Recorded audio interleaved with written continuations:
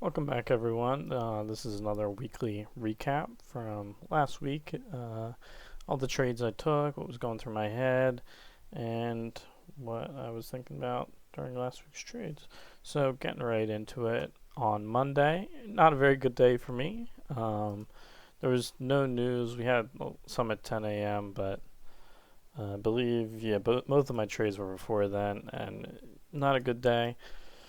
I took two losses on ES or SPY. The first one is at 943. Right here, I this is another one of my mistakes. See, we had a perfect long wicks down right here off the zone, implying we'd go up. But I saw us break through here. I was thinking we were going to continue down. I don't know what was going through my head, to be completely honest with you. Made a mistake, and I wanted to go down. Obviously, it did not go down. It shot right up. At 9:48, again, I saw us reach into the zone. This one I can't even be mad at. We had a wick above. This one I thought we were going to reject off like we did here. Rejected twice. I thought we'd do it a third time, but we didn't. Instead, we went up to the next zone where we rejected off. So that's a 50-50. I can't be mad. But this first one, again, that was my own fault. I should have waited until we had a candle close, some more confirmation. Bad trade there, but this one, that was a 50-50, so I can accept not playing out how I want it to.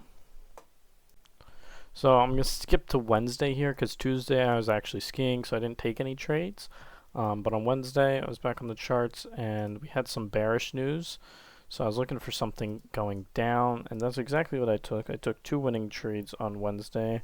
The first one, ES or SPY at 948.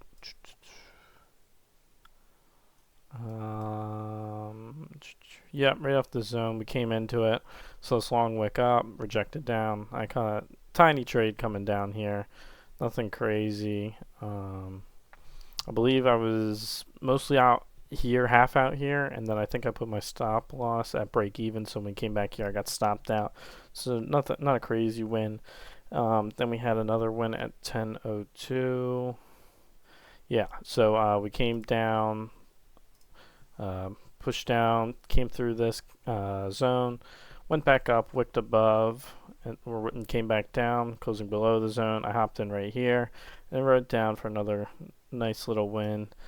Nothing crazy, just stuck with my rules, was patient. I mean, this whole area, it was a good thing I stayed patient, just waited for the right setup, and then we got two nice wins on Wednesday. Then on Thursday and Friday, I decided to try something a little bit different.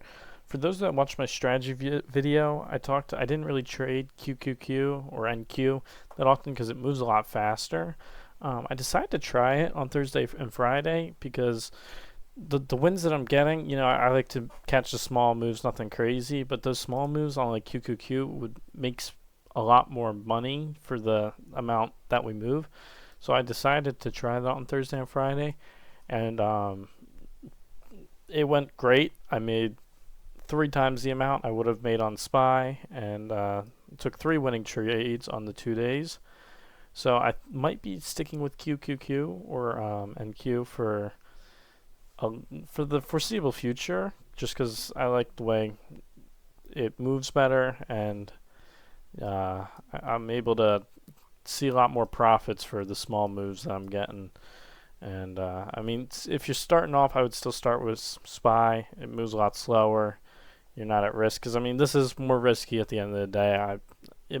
I have greater chances of making more money, but greater chances of losing more money. But anyway, on Thursday we had a lot of conflicting news, but mostly bullish. So I was looking for something going up, and I believe, let me check here. Yes, I took 2 plays going up bullish. The first one was at 937. Not a crazy play. I saw these 2 wicks come down to the zone, reject, and caught a little run up there. But again, like I said, these smaller moves on NQ make you a whole lot more than like it would on SPY. So I still made off pretty decent there, but then the bigger winning trade was here, 10-12. Perfect perfect setup. We broke through the zone, came back down, wicked off of it, and closed above. Retested that zone, and we just ran up. That was a big win. I was very proud of that trade. Yeah, I mean, perfect setup. Came through off a big rejection down, came up, broke in, and shot up. Then lastly, on Friday, we had some bearish news at 8:30, so I was looking for something going down, and that's exactly what I took. We had this nice snipe.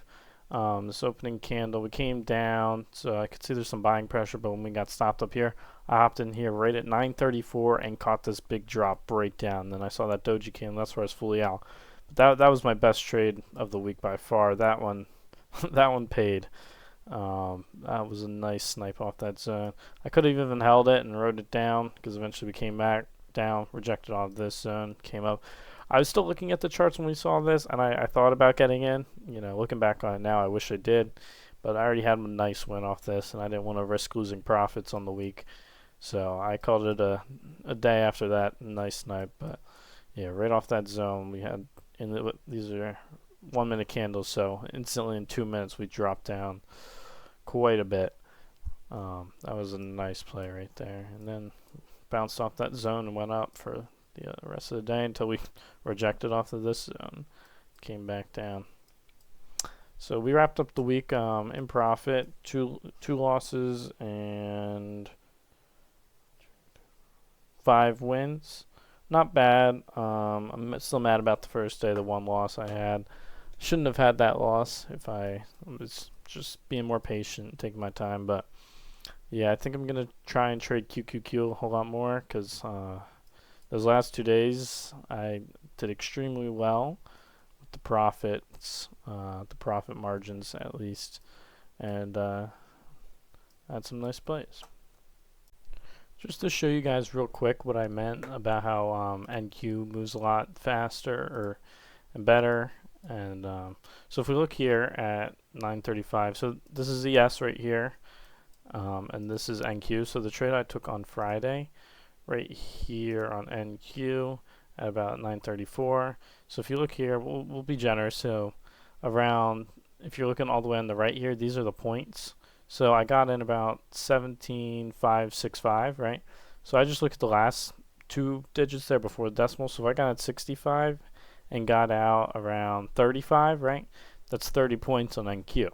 If we look on ES here,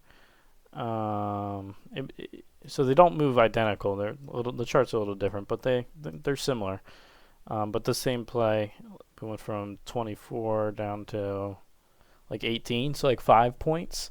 So 5 points compared to 30, and then if you look at how much each one costs, so for a single point on NQ is $20, and a single point on ES is $50. So if I got 5 points on ES at $50 a piece, that'd be about $250, whereas 20 points or 30 points costing $20 each is $600. So on ES, that move was $250 per one contract, per one mini. But on NQ, it was $600 for that same exact move. So that's why I switched to NQ the last couple days, because for these small moves I made I made double what I would have made, double plus a little actually, what I would have made on ES. So that's just why I switched to NQ, but I wouldn't recommend starting out on NQ again, starting ES, because if we went the other way, you would have lost not much compared to how much you could have lost on NQ. But for my little snipes I like to take, my little scalps, it's been working out pretty good so far. Just wanted to explain that. Anyway, hopefully we have a good next week, and I'll see you guys next week for the next weekly recap.